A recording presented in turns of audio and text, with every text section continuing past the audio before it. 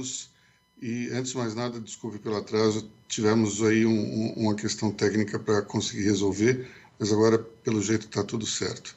Eu gostaria de agradecer primeiro a presença de todos e também o apoio dos nossos patrocinadores, a Bencorp, através do seu CEO, Luiz Chicane. A Bencorp é uma das principais empresas do setor de gestão de programas de saúde do país, forte atuação em todo o território nacional, e engloba a Clube Saúde, que é um clube completo de benefícios de saúde e bem-estar voltado para a família.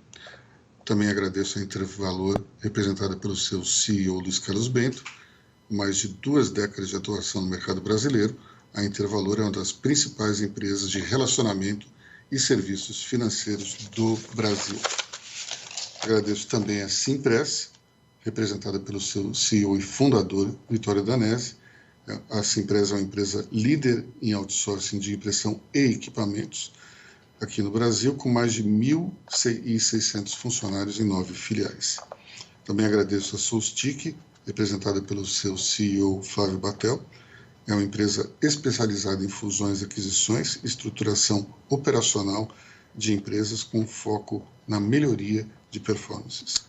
E, por fim, eu agradeço também a Adobe, do Federico Grosso, seu CEO. É uma empresa que produz ferramentas de experiência de atendimento ao cliente, mundialmente conhecida por ser responsável pelo Photoshop, mas que tem vários outros programas ao seu dispor. Por fim, também nós agradecemos o apoio operacional da Atmo Digital, representada pelo seu CEO, Arnold Correia, e vamos começar o nosso debate de hoje. Essa é a primeira vez na história recente em que uma crise ela não tem um fator inicial partindo da economia ou de alguma questão militar. É uma origem na saúde, como todos sabem, e por isso mesmo as informações são extremamente difíceis de ser digeridas, interpretadas e analisadas. Nesse momento, o grande debate é quarentena vertical ou horizontal. Se nós formos olhar os dois lados da questão, esses dois lados podem até ter razão, mas está muito difícil de encontrar um consenso e uma aproximação entre essas duas posições. No plano político, se percebe que esse antagonismo também se fez presente. E o antagonismo criou uma série de conflitos entre os personagens de toda a cena política brasileira, justamente para discutir sobre isso, sobre esses conflitos e possíveis saídas, possíveis entendimentos ou até possíveis desentendimentos. Nós trouxemos aqui uma pessoa que esteve praticamente em todos os lados das esferas dos poderes aqui no Brasil. Se nós falarmos do Judiciário, ele foi presidente do STF. Se falarmos do Legislativo, ele foi deputado federal. Se falarmos de Poder Executivo, foi ministro.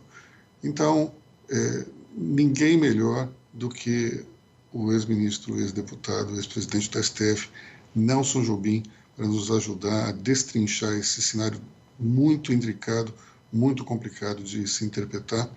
Ele que hoje é presidente do Conselho do Banco BTG Pactual. Eu gostaria de passar a palavra para o Nelson, para que ele falasse a visão dele desse momento, né, durante uns 10, 15 minutos. Com o Nelson nunca é 10 minutos, né, Nelson? A gente sabe que ele gosta bastante de falar. Então, a minha ideia seria o seguinte, uma introdução de 10, 15 minutos, depois a gente engata numa conversa que vai contar também com a participação dos nossos debatedores especiais e algumas pessoas que vão mandar suas perguntas pela ferramenta aqui embaixo. Ok? Então, Nelson, por favor. Obrigado, Luiz. Boa tarde a todos. Nós estamos com um problema, eu creio, um problema de gestão. Claramente um problema de gestão.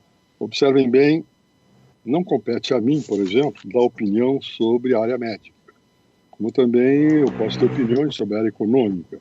No entanto, o que tem que ser definido é um objetivo político das ações a serem desenvolvidas. Esse objetivo político tem que tomar uma decisão sobre como aproximar ou quais são os objetivos em relação ao combate do coronavírus, no sentido da proteção da saúde da população e também o problema do desenvolvimento econômico, ou seja, o problema da não paralisia da economia. Agora, isso tem que ser definido entre os agentes políticos do país, diga-se o presidente da República, no caso específico, e os governadores dos estados, assessorados todos eles pela área econômica e pela área de saúde. Definido que seja a forma como deve conciliar essas duas situações, se forem ou não conciliáveis, você desceria para o plano estratégico. Nesse plano estratégico, definiria-se as condutas a serem desenvolvidas na execução da decisão política consensual.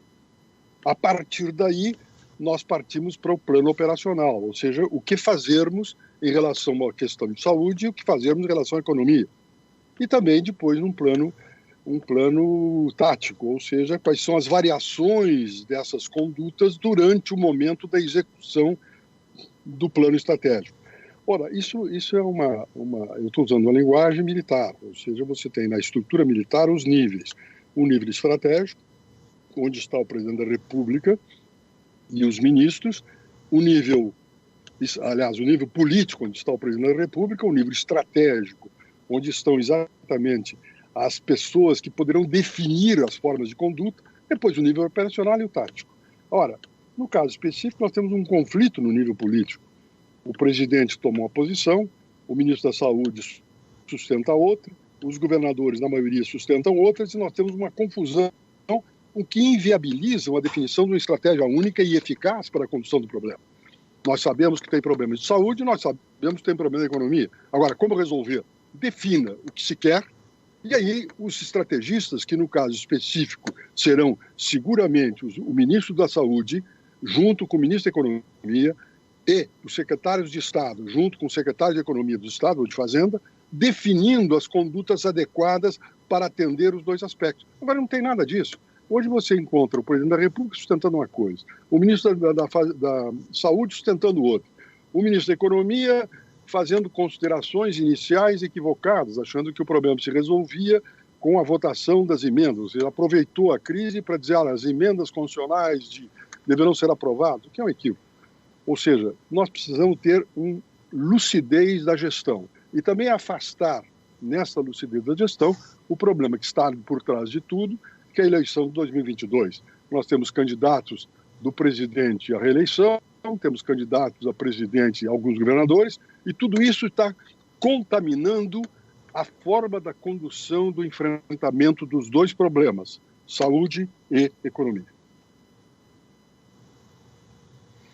Bom, em relação ao ministro Paulo Guedes, de fato, no início ele fez um foco mais em cima das reformas, mas depois ele adotou uma série de medidas, ou pelo menos começou a se mexer no sentido de liberar mais de R$1 trilhão para o setor privado, né? Quer dizer, se num primeiro momento ele talvez não tenha avaliado bem, rapidamente a ficha caiu e ele tomou algumas medidas importantes. A questão que pelo menos é curiosa é que num momento em que nós precisamos de uma ação muito forte e virulenta do Estado, o ministro da Economia é justamente alguém que durante toda a vida pregou justamente o afastamento do Estado da vida empresarial, da vida do cidadão, né? Ou seja, a vida para o ministro Paulo Guedes não deve estar sendo fácil, você não acha? Eu tenho dificuldades, Aloysio, de examinar isso da perspectiva acadêmica, ou seja, nós temos que encontrar uma forma de conduta. Eu faço lembrar isso o Deng Xiaoping, quando começou as suas reformas na China, disse o seguinte: não importa a cor do gato, se preto ou branco, importa se ele come o rato. E no caso específico, nós precisamos ter um entendimento que não há entre a área econômica e a área da saúde. Ora, você faz um auxílio à economia, muito bem, o auxílio à economia é para atender a sua paralisação, mas fica nisso?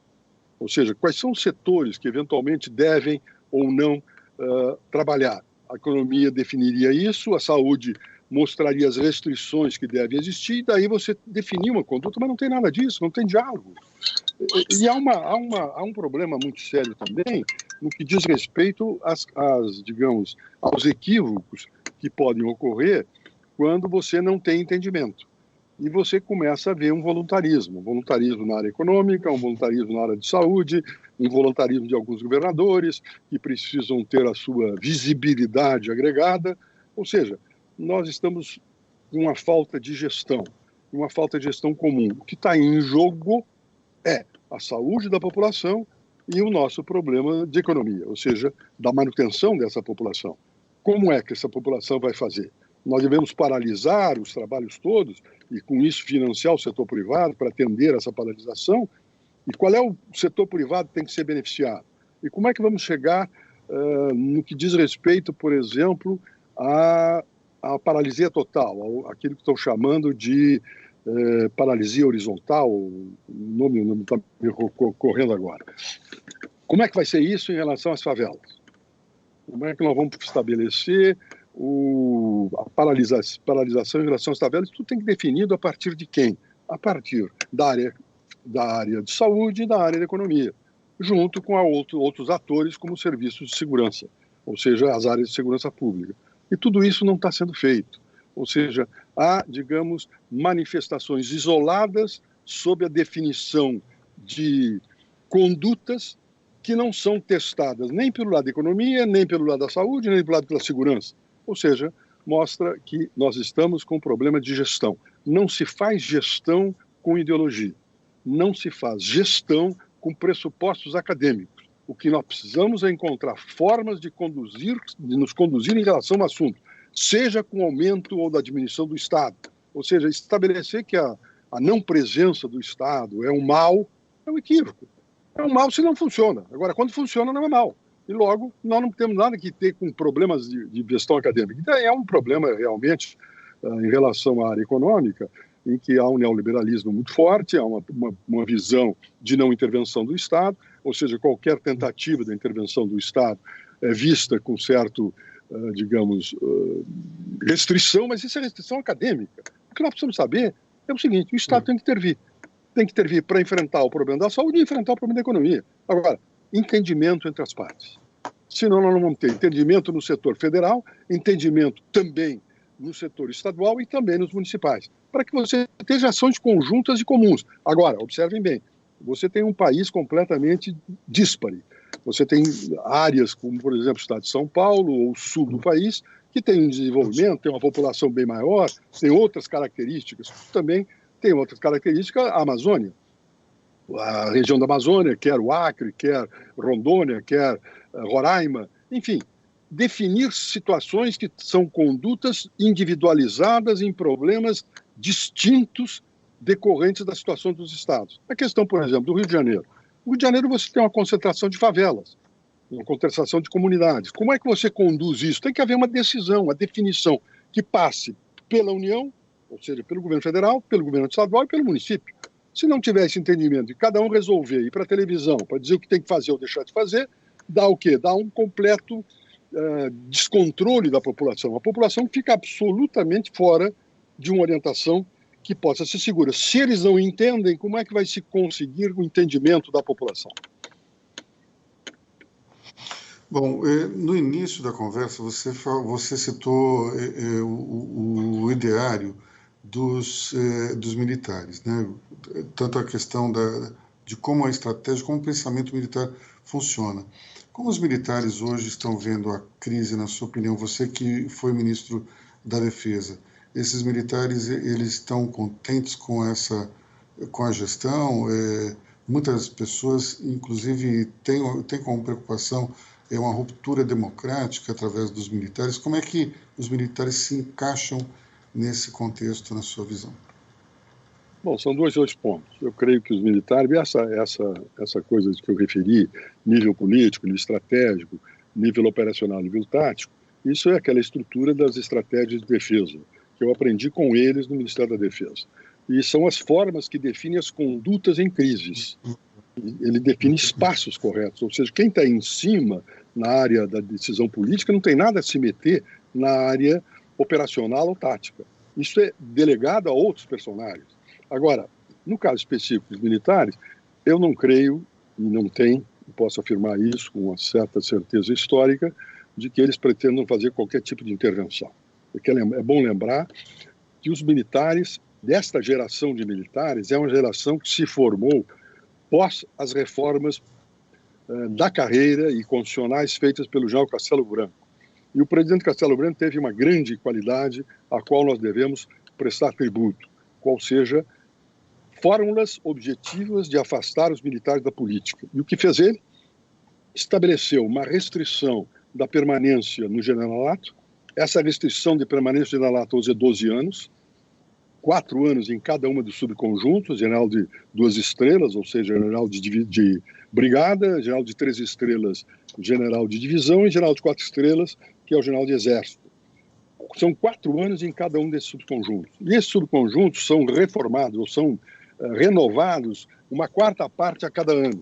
O que significa que você tem um giro imenso dentro da área militar, o que determina o profissionalismo. Antes do que nós tínhamos militares que eram políticos, que ficavam no generalato 20 anos, 15 anos, sei lá. E com isso, o que acontecia? Você formava guetos de cada grupo de militares. De outra parte, o general Figueiredo, aliás, o general Castelo, também conseguiu alterar a questão constitucional. Todo militar que resolvesse entrar na política, ficaria agregado. E agregado, se fosse eleito para algum cargo político, ele se iria para a reserva imediatamente, ou seja, não voltava à força como era o modelo anterior. E com isso você afastou os militares da perspectiva política. A experiência de 64, que iniciou com o general Castelo Branco, e que pretendia ele, ao que pelo menos os dados históricos levam a essa conclusão, pretendia ele entregar já a civil o governo sucessivo. No entanto, teve aquele que chama-se o golpe dos coronéis e acabou sendo indicado o general Costa e Silva para suceder, e as coisas continuaram. Ou seja, nós tivemos 2 momentos, o momento Castelo e depois começou com o momento Geisel para a distensão. Lembrem-se que esse período militar também nós temos algumas culpas a serem examinadas, ou pelo menos discutidos, qual foi a contribuição que deu a esquerda, que foi para a luta armada, no prosseguimento do regime militar, inviabilizando a antecedência do término do regime militar. Os falcões, na época, ficaram alimentados pelo problema da luta armada.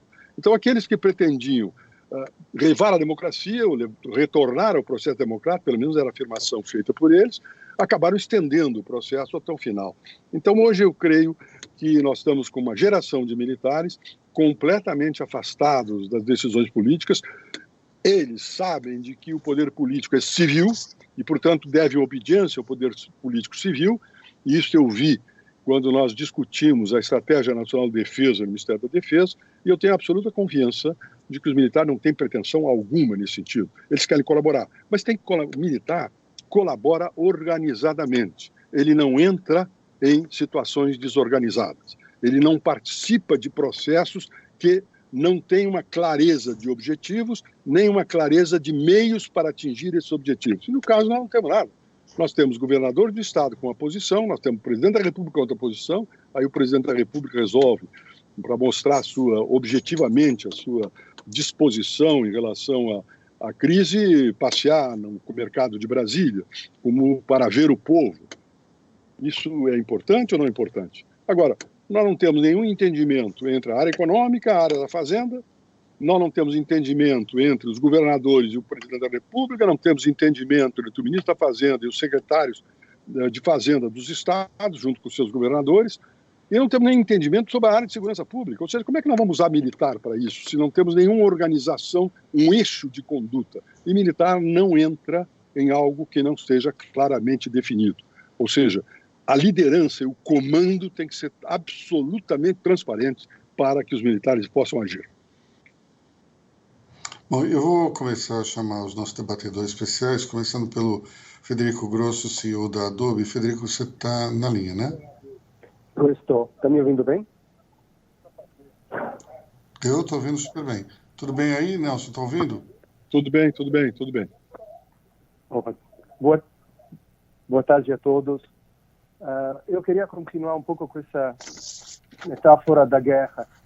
estamos numa guerra, efetivamente. Temos alguns países, como a China, alguns países europeus e os Estados Unidos que estão um pouco na frente da gente. Não todos os modelos se aplicam por uma questão de democracias ocidentais ou não, por uma questão climática, por uma questão social, mas na opinião do senhor, quais são os exemplos, pelo menos as lições, do ponto de vista de saúde, do ponto de vista da economia e até do ponto de vista do judiciário, que a gente poderia aprender com essas lutas iniciais e quem está na frente?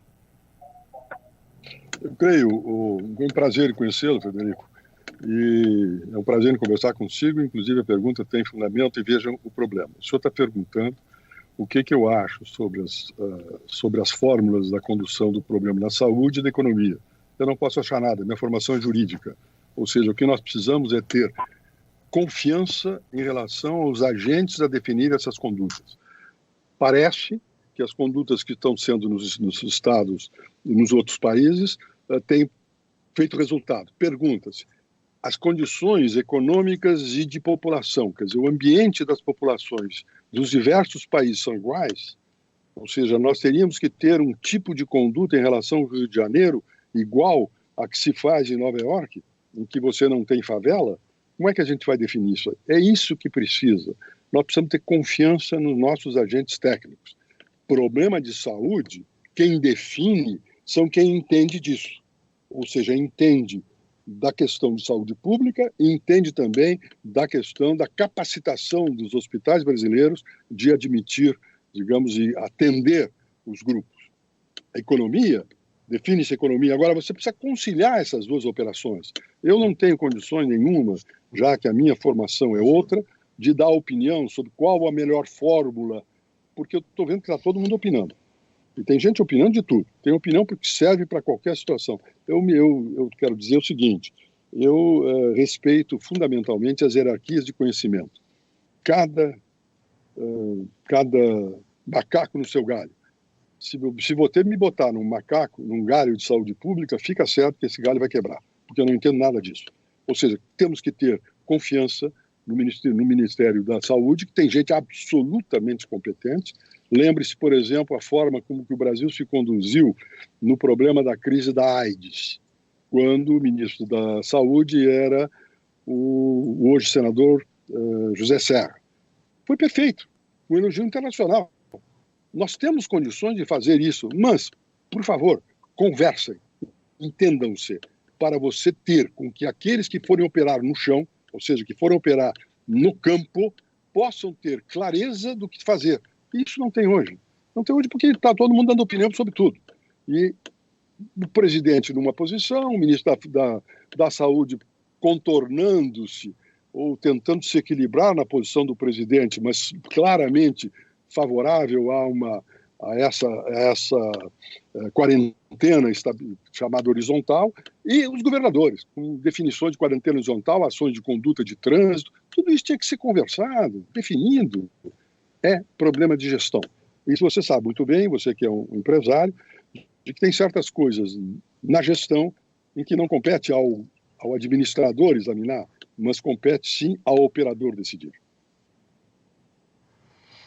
Bom, vou agora chamar um outro debatedor nosso, que é o CEO da Bencorp, Luiz Chicani. Chicani, está na linha?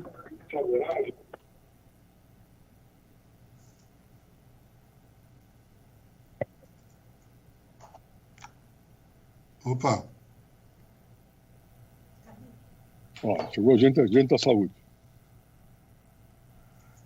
O Chicani, você está na linha ou não? Acho que ele caiu. Então, enquanto isso não ocorre, eu vou aproveitar para fazer uma pergunta que veio aqui pela nossa plataforma, que é do Luiz Alberto Rassi, que é da Ford Racing, uma construtora de Goiás. O senhor acha que estamos vivendo um parlamentarismo disfarçado, que pode gerar uma bagunça em função da vaidade dos protagonistas, sejam eles governadores, o presidente do Congresso? Não seria hora de tentarmos resolver essas reformas tributária e administrativa? Bom, eu creio que não há ambiente agora para discutir reforma administrativa e tributária. Esse ambiente vem depois, ou seja, só tranquilidade institucional é que fará isso. Nós estamos num problema de emergência. E essa emergência chama-se coronavírus e crise de pandemia. E essa pandemia tem que ser enfrentada, quer do lado da saúde, quer do lado da economia. Agora, essa linguagem de um parlamentarismo disfarçado é um juízo sem conexão com a realidade institucional. O que nós temos é o executivo, o legislativo fazendo as suas aprovações. Evidente que as manifestações que fazem o legislativo são manifestações sobre gestão, ou seja, que seriam da área da presidenta da República ou do executivo, mas isso está dado no jogo. E não adianta nós examinarmos como estão se conduzindo os agentes. O que precisamos é definir um eixo. E se você não tiver um eixo, você tem vazios. E se não tiver, se tem vazios, tem alguém que vai querer ocupar os vazios. Isso faz parte do jogo também. Ou seja, o fato de avançar o executivo, o legislativo em determinadas áreas, e mesmo o judiciário em outras áreas, decorre do quê? De vazios de gestão geral. E isto é digamos, uma inconstância e uma disfuncionalidade que decorre do fato de você não ter um plano eficaz e claro sobre isso. Vamos dizer o seguinte para você. Em 2011, antes de sair do Ministério da Defesa, nós tivemos um programa de proteção de fronteiras, que envolvia o Exército, as Forças Armadas, melhor, envolvia também a Receita Federal. Nós traçamos um plano junto com o Ministério e com a Polícia Federal também. Foi feito um plano junto com o ministro da Justiça à época e se estabeleceu a forma de conduzir. Aí, de repente, alguém me perguntou, mas, ô Jobim, quantos homens vão precisar os militares e os policiais para cumprir a tarefa? E eu respondi, não sei. Quem vai definir os homens que precisam e a infraestrutura e a logística que precisam são aqueles que estarão no nível de operação, no nível de operação operativo. Eles é que vão dizer e solicitar aos seus chefes a quantidade necessária. Agora, eu não tenho condições. Aí foi mas como? Você não entende disso? É claro que eu não entendo. O que entende-se é definir a conduta, definir o objetivo e depois, estrategicamente, operacionalmente, você define as condições de o que é necessário para isso. E caberá o quê? A economia, enfim, dar os recursos necessários para a condução disso. Agora, quem definirá isso é as áreas respectivas, saúde e economia. Bom, eu acho que agora o Luiz Chicane está na linha. Chicane, você está aí?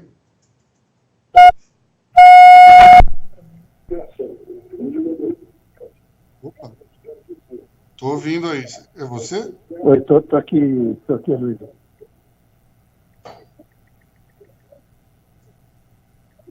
Então, vamos lá, Chicane? Estou na linha, Luiz. Então, pode fazer a pergunta para o Nelson. Então tá bom. Ministro, obrigado por estar aqui conosco e parabéns aí pela iniciativa da Marine Report. Na sua área, com a sua experiência jurídica, eu queria ouvir sua opinião sobre como o judiciário vai tratar as questões de judicialização que vão surgir por rompimento de contratos, porque tem uma situação aí bastante complexa da crise e queríamos entender como que o governo como o judiciário vai se posicionar perante empresários que estão colocando... Alô? Alô, agora? Boa pergunta. Interrompeu.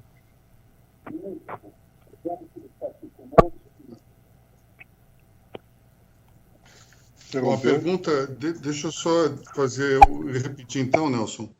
A pergunta é a sua opinião sobre como o judiciário vai tratar as questões relativas ao rompimento dos contratos, já que vai haver uma certa judicialização daqui para frente em função dos contratos que previam pagamentos daqui para frente, como haverá uma crise de liquidez.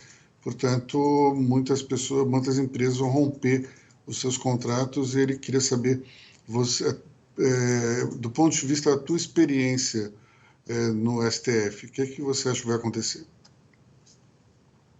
Bom, evidentemente que no início você tem alguma coisa disfuncional dentro do sistema judiciário brasileiro, que é o voluntarismo individualista de certos magistrados, principalmente de primeiro grau, no sentido de participar de um processo decisório que não lhe compete. No caso específico, em teoria, nós temos o seguinte: você está perante uma situação inédita, em que autorizaria, digamos, um fato emergencial, desconhecido e novo, que determina, digamos, uma dilação das relações contratuais.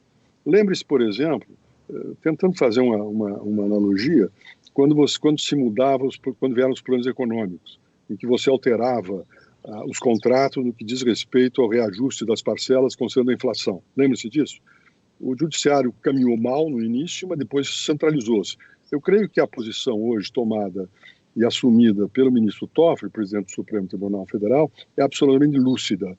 Ou seja, ele está pretendendo que possa haver uma intervenção imediata dos tribunais superiores e dos próprios tribunais de segundo grau a decisões que possam contrariar as necessidades de realização e desenvolvimento econômico. Agora, fique certo que no início você vai ter uma grande discussão, uma grande pretensão em que desconheça-se, digamos, a realidade do processo econômico, tentando aplicar sobre ela princípios jurídicos abstratos. Isso vai acontecer e nós vamos ter que ter cautela. Felizmente, o presidente do Supremo está atento nisso e o Conselho Nacional de Justiça também. Bom, nós vamos chamar, então, o Luiz Carlos Bento, CEO da Intervalor, que já está na linha, pelo que me avisaram. Bento, você está aí? Sim, estou aqui, sim. Opa, vamos lá.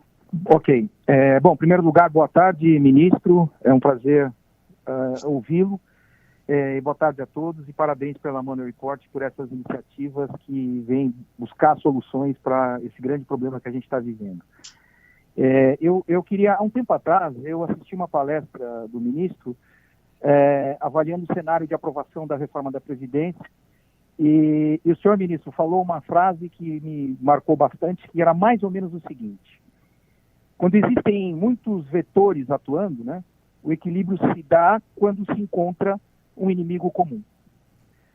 Essa frase para mim foi fantástica e hoje eu queria perguntar para o senhor o seguinte: nesse momento atual, considerando os agentes que Congresso, Senado, Supremo Tribunal Federal, Judiciário, o Executivo Federal, o Executivo Estadual com relação aos governadores, e separando do Executivo o presidente Bolsonaro, eu faria duas perguntas para o senhor. A primeira: qual seria o nosso inimigo comum hoje?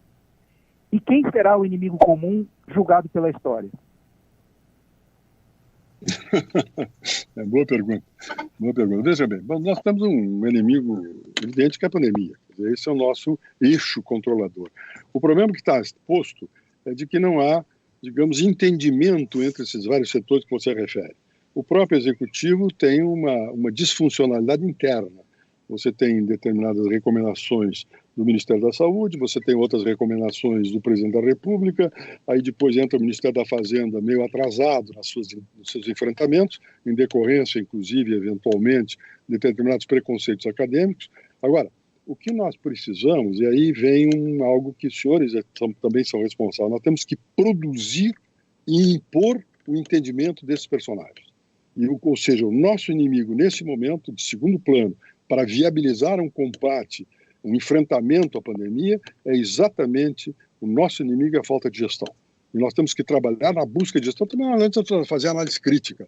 Reconhecido o fato da falta de gestão, começar a impor uma forma de gestão do problema, quer na área de saúde, quer na área de economia. Vejam as divergências entre os governadores, não há análise setoriais. Eu volto a insistir, não é possível se pensar que no campo operacional a forma de operação para o combate à pandemia e os problemas econômicos de São Paulo deva ser igual à forma de combate no Acre, ou em Roraima, ou no Amapá, ou mesmo no Rio Grande do Norte. São coisas distintas. Agora, falta lucidez, falta exatamente o diálogo. Cada um quer ser agente de si próprio. Cada um quer ser o herói do seu momento. E nós não somos heróis do nosso momento.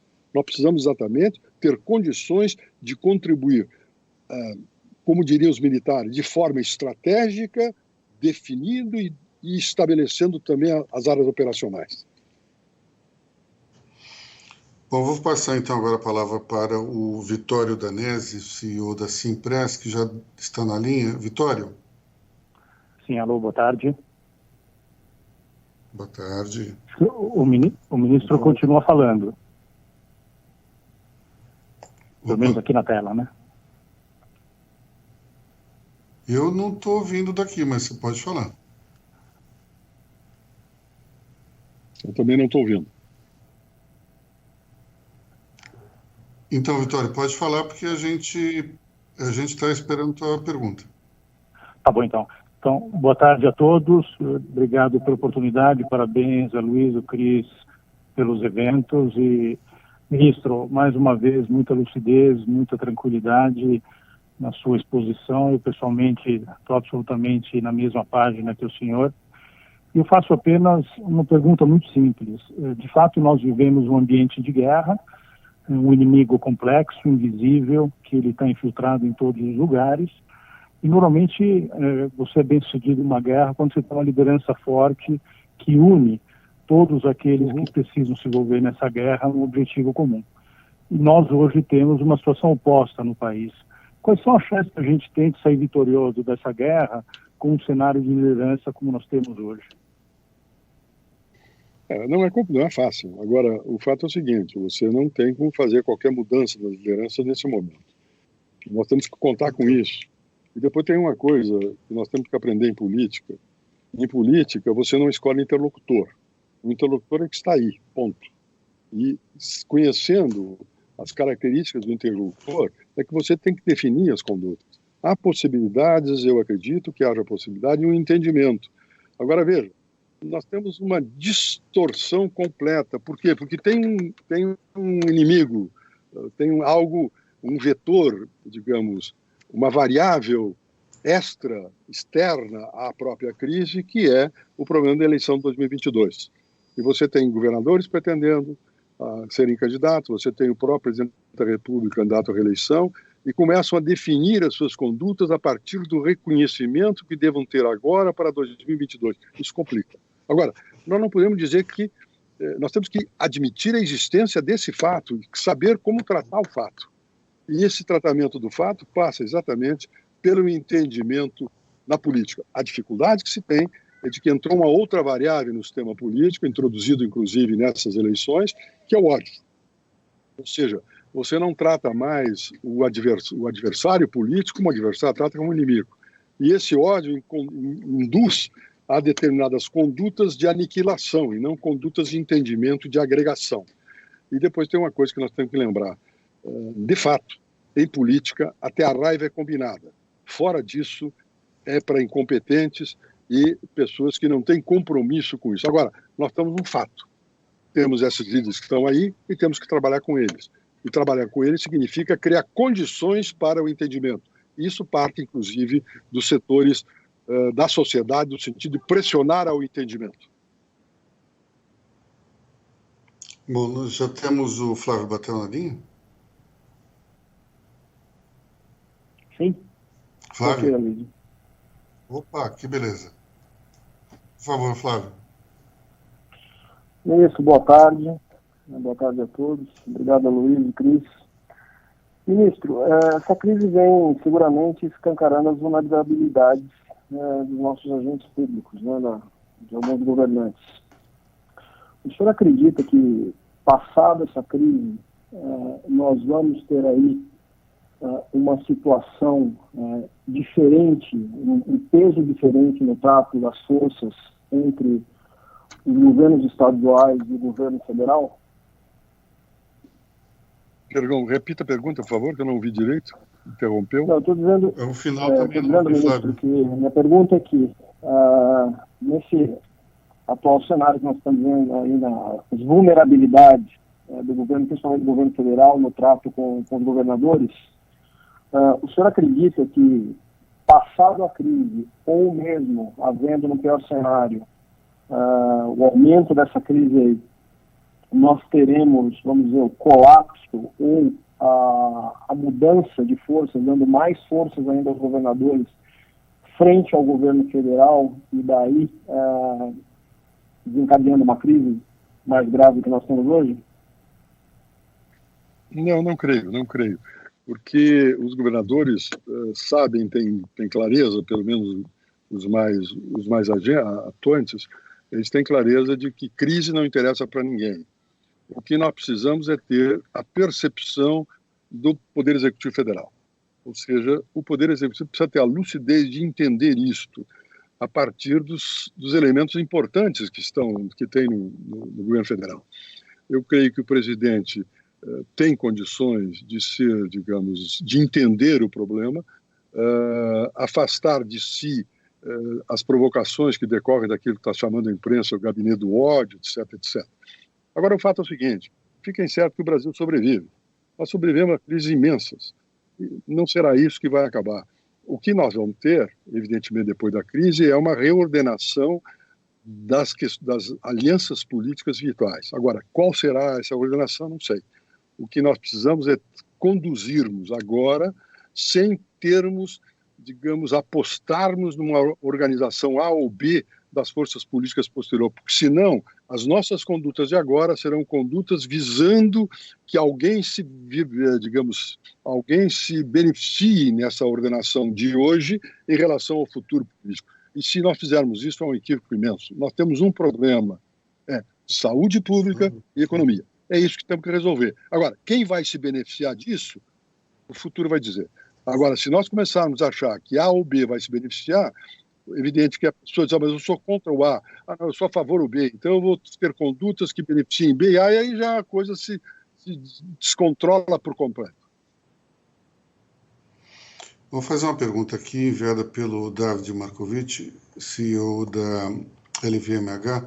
O David vai me perdoar porque ele fez duas perguntas, eu vou escolher arbitrariamente um aqui e vou escolher a que ele mandou por último. Então ele manda primeiro um abraço ao amigo Nelson e pergunta, se como no sul da Itália também começarmos a ter no Brasil uma rebelião das pessoas que passarão com fome a agir com violência e saques nos supermercados, qual seria a atitude das forças policiais estaduais? E qual seria a atitude das forças militares federais? Teríamos um banho de sangue para reprimir os pobres famintos? Aí ele comenta, é triste, mas do meu ponto de vista, a maioria dos governadores não tem uma visão holística da situação. Isso é verdade. Em relação a isso, o David tem razão. O David conhece muito bem essas situações todas. Um abraço ao David, saudades suas. O David, veja bem, isto pode estar no horizonte, ou seja, é algo que possa ser previsto, de que se em um determinado momento você não tiver condições de atender essa população se rebela. O que nós precisamos ter é exatamente a antecipação a isto. Agora, se acontecer isto, nós vamos ter que ter uma fórmula de tratamento disso que não leve à criminalização dessas pessoas, porque, afinal de contas, a fome legitima tudo. E se você tem um problema de fome, é claro de que terão pessoas com fome e terão outras dispostas a fazer a bagunça. Isso é que nós assistimos em várias vezes. Então, precisa ter uma lucidez da condução do assunto. E essa lucidez passa pela antecipação a esses problemas, o que determina a execução imediata das medidas que estão sendo tomadas ou sugeridas ou definidas pelo Ministério da Economia, em termos de auxílio a essa população para resolver o problema. E lembre-se bem, nós vamos ter uma crise de oferta de produção. Felizmente, a área agropecuária, a nossa área agrícola, enfim, pecuária, está agindo, está produzindo. Agora, o problema é chegar a esses personagens para o consumo. Então, vai depender muito, David, da lucidez dos governadores, da lucidez da Presidência da República e do Executivo Federal. E essa lucidez determina condutas objetivas, e não meramente tentativas políticas de obter resultados futuros. Bom, agora uma pergunta do Guilherme Cury, que é o CEO da CBP Brasil. Na sua opinião, como poderíamos conseguir rapidamente a definição do governo sobre licença não remunerada com bolsas monetárias para sustento dos trabalhadores? Isso é o que as empresas mais precisam. Se isso não acontecer, demissões em massa podem ocorrer e já estão ocorrendo. A morosidade decisória do governo está extremamente prejudicial. Aí ele pergunta, crédito ao triplo da Selic, isso é realmente ajuda de crédito? Então, é uma pergunta misturada com um desabafo, com toda a razão, mas então ele pergunta então como é que nós conseguiríamos uma sensibilização do governo para necessidades que são maiores do que as medidas anunciadas. Correto. Veja, quem é que perguntou, afinal? Desculpe. Guilherme. Está meio escuro, viu, Nelson? Fala a verdade. O que fica claro é a necessidade do enfrentamento desse problema.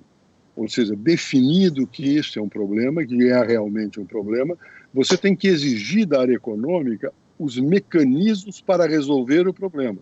Eles é que têm essa expertise. Ou seja, você tem gente extraordinariamente competente para esse tipo de coisa. Agora, eu, por exemplo, não tenho sugestão nenhuma. Como fazer? Eu sei que existe o problema, sei que precisa enfrentar o problema, e precisa delegar aquelas pessoas que entendam disso e conheçam o assunto para isso. Agora, o que precisa é a pressão ao governo da percepção da existência.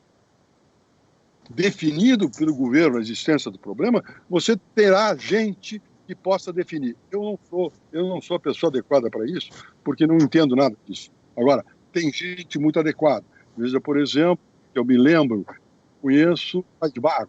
O economista Paz de Barros tem uma noção clara de conduta. Você tem gente muito competente no IPEA para esse tipo de coisa. E o que precisa é o Ministério da Economia e o Governo Federal ter, digamos, como objetivo este assunto. Este assunto tem que ser atendido. Quem determina isso é o Presidente da República. Definido isso, tem como fazer. E aí entra com o entendimento com os grupos, etc. Veja, é tudo questão de gestão. Os problemas são identificados por vocês. Quem está com a barriga no balcão é que conhece o problema e pode sugerir soluções. Qualquer solução de natureza acadêmica é fora do mundo. Bom, aqui temos uma pergunta da Gabriela Viana, que é diretora da Adobe. É uma questão bem interessante, a gente até fez uma nota a respeito disso em Money Report, mas sempre é bom ouvir a experiência de quem foi presidente da STF. Aproveitando a sua experiência como ministro do Supremo Tribunal Federal, dadas as diferentes orientações entre governos federal e estadual, o que deve prevalecer? Como resolver esse conflito institucional? Em última instância, a quem compete legislar sobre essa matéria? Se considerarmos que essa coordenação entre diferentes atores parece improvável. Bom, de uma parte, vamos deixar claro que não compete ao Poder Judiciário entrar nisso. Há uma divergência na área de condutas do Executivo que tem que ser resolvida dentro do Executivo. Se vocês colocarem um novo ator nisto, vai se complicar mais, porque esse autor não tem poder de determinar como fazer ou deixar de fazer. Quem tem que tomar essa decisão é o Executivo. E esse é o problema que nós estamos. Volto ao meu discurso inicial. A questão é de gestão. Tá. A pergunta do Renato Oshman, advogado, é: a soltura de presos antes do cumprimento da pena, como está ocorrendo nesse momento, não está dando apoio para o caos de segurança, fortificando, por exemplo, milícias? Terá que examinar em alguns casos, ou seja, isso pode ser verdadeiro para as áreas onde há milícias e pode ser não verdadeiro para outras áreas. Eu entendo de que há necessidade, há uma necessidade de você reduzir, uma fórmula de reduzir o nosso déficit penitenciário. Você tem um excesso brutal de presos e no momento em que a pandemia entrar no presídio, complica-se tudo. Eu acho que é uma questão de gestão, Renato. Não é uma questão teórica, vamos soltar, eles vão virar bandidos. É um risco que se corre, e aí você tem que fazer uma opção. Ou vamos matar os que estão dentro com a coronavírus tomando conta, ou vamos liberá-los para tentar resolver o problema do outro lado. Eu sou pelo soltar. Bom, em tese, o governo, ao destacar o ministro Mandetta como o frontrunner dessa crise toda, ele fez uma opção pela questão técnica. Mas eu lembro na crise do apagão, na qual não se colocou um técnico à frente da crise, e sim o então ministro Pedro Parente, que é muito mais, digamos, um generalista, uma pessoa com visão holística das coisas. Talvez essa não teria sido a melhor alternativa? Veja, eu me lembro bem da crise do apagão, em que a gestão foi feita, pelo menos o gabinete de crise foi feito, conduzido pelo Pedro Parente. Agora, lembra o seguinte, lá era uma questão completamente, não se tratava de saúde pública, tratava-se exclusivamente de problema de gestão da crise hídrica, que foi o que determinou. Eles conduziram muito bem a crise hídrica. Agora, neste caso, nós estamos perante uma situação de saúde, ou seja, as formas de conduzir terão que ser definidas pela saúde e também pela economia. O que está faltando é o entendimento disso. Ou seja, daí porque o gabinete de crise era importante, mas um gabinete de crise que participassem esses personagens, porque definem o que é viável na área de saúde e o que é viável na área de economia. Mas não tem ninguém fazendo isso. Bom, eu vou fazer mais uma última pergunta, porque realmente está difícil de te enxergar aí na escuridão. Então a minha última pergunta seria a seguinte. A minha última pergunta seria a seguinte. Em relação a essa questão entre governos estaduais e governo federal, como você acha que vai terminar essa queda de braço? Se continuar dessa forma, quem vai sofrer é a população. Vai sofrer a população porque vai haver um desentendimento completo entre isso. Imaginasse se os governos, se os estados, produtores de alimentos, resolvem barrar as suas fronteiras, como é que fica os estados consumidores de alimento e não produtores? Isso é um absurdo. É um absurdo. Tem que haver um entendimento. Os governadores têm lucidez, eu creio que os governadores têm lucidez para isso. Agora, o que precisa haver é sentar na mesa. Eu achei desastroso os diálogos feitos pelo presidente da República com os governadores naquelas conferências que foram vistas com os governadores do Norte e governador do Sul, em que se mostrava que ali havia um conflito político. E nós precisamos acabar com isso. Ter uma visão de que nós temos um problema a resolver e não a afirmação de voluntarismos individuais. Bom, ou seja, falta lucidez nesse momento. Isso é pura verdade, mas você enxerga algum lado estendendo a mão, sendo aquilo que os americanos chamam de bigger man? Por enquanto não, mas nós temos que ter condições para fazer isso. Quem tem condições de fazer isso é a própria sociedade, ou seja, os representantes da sociedade criarem condições para que os governos percebam, principalmente o Executivo Federal, que tem que estender a mão. Não tem outra saída. E a corda está esticada, né? Pode arrebentar. Agora, nós somos responsáveis por isso. Não adianta você pensar que somente nós temos que cair na cabeça a lucidez para A ou para B. Nós temos que produzir condições que exijam a lucidez. Isso parte de uma mobilização crítica da área da sociedade civil. Bom, Nelson, eu queria agradecer muito a tua disponibilidade, a tua paciência conosco, especialmente para tudo que você tem aí para fazer para nos atender.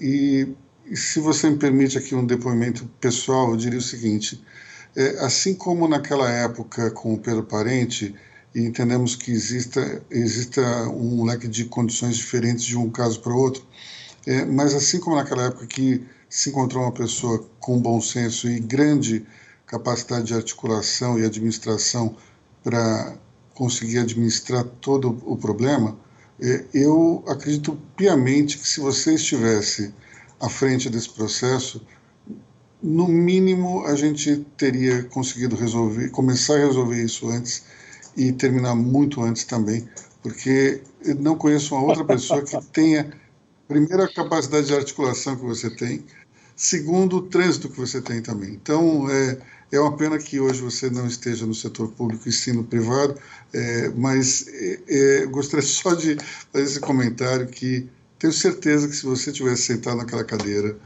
essa crise ela seria dura, mas a gente teria muito mais confiança no que aconteceria daqui para frente. Aloysio, eu vejo isso como um cumprimento, como um elogio, etc., mas não como uma recomendação. Tá bom. Nelson, mais uma vez, muito obrigado. Um abraço. Agradecemos muito. Obrigado. Eu e a Cristina estamos honrados mais uma vez em tê-lo aqui conosco, mesmo que seja num ambiente virtual, mas é o que temos para o momento. E, meus caros, vocês que estão assistindo então mais essa transmissão, mais uma vez eu peço desculpas pelo atraso no início, agradeço de novo a Bencorp, Clube Saúde, Intervalor, Simpress, Solstick e Adobe e esse incrível time da Atmo aqui. Vocês viram um pedacinho da Cristina, mas eu vou pedir para que ela venha aqui e também dê um tchau. Obrigada a todos, obrigada Nelson e muito obrigada a todos vocês que estão nos apoiando nessa nova iniciativa. É muito bom poder contar com o apoio e a confiança de vocês. E até amanhã. Bom, pessoal, muito obrigado. Até amanhã. Amanhã tem obrigado. mais, né? Um abraço a todos. Né? Espero não ter decepcionado. Isso, amanhã nós temos o Henrique Meirelles. Que horas que é? 17 horas também. Até logo.